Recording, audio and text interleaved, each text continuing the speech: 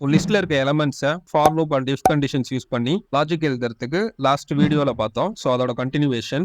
So இந்த நம்பர்ஸில் இருக்க maximum நம்பரை பில்டின் ஃபங்க்ஷன் மேக்ஸ் யூஸ் பண்ணாமல் எப்படி ஃபைண்ட் அவுட் பண்ணுறதுன்னு பார்க்கலாம்.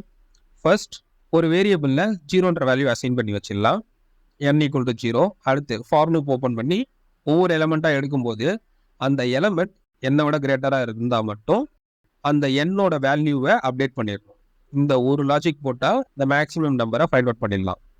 இஃப் நம் கிரேட்டர் தேன் n, உள்ளுக்குள்ளே வர நம் என்னை விட கிரேட்டராக இருந்தால் மட்டும் n = நம்.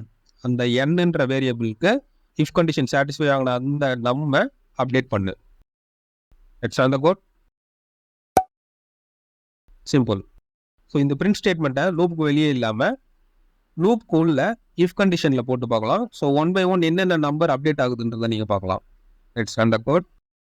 ஸோ ஃபர்ஸ்ட் 2 ஃபார் லூப்புள்ள வந்து செக் பண்ணும்போது 2 0வோட கிரேட்டர், அதனால் n 2 அப்டேட் ஆகிடும். நெக்ஸ்ட் 10 உள்ள பாஸ் ஆகும், 2வோட 10 கிரேட்டர், அதனால் 10 அப்டேட் ஆகிடும். நெக்ஸ்ட் 4 உள்ள வரும். ஸோ செக் பண்ணி பார்ப்போம், 4 10வோட கிரேட்டர் இல்லை, இஃப் கண்டிஷன் சாட்டிஸ்ஃபை ஆகாமல் அது ஸ்கிப் ஆகிடுது. நெக்ஸ்ட் 22 லூப்புக்குள்ளே வரும், 10வோட 22 கிரேட்டர், ஸோ n 22 அப்டேட் ஆகிடும். நெக்ஸ்ட் 35, 22வோட 35 கிரேட்டர், 35 அப்டேட் ஆகிடும். அண்ட் லாஸ்ட் எலமெண்ட் 6 உள்ள வரும்போது 35வோட 6 கிரேட்டர் இல்லை, அதுவும் ஸ்கிப் ஆகிடும். So the final n. So இந்த லூப்லாம் முடியும் போது கடைசியாக n அப்டேட் ஆனது 35. ஸோ அதுதான் மேக்ஸிமம் நம்பர்.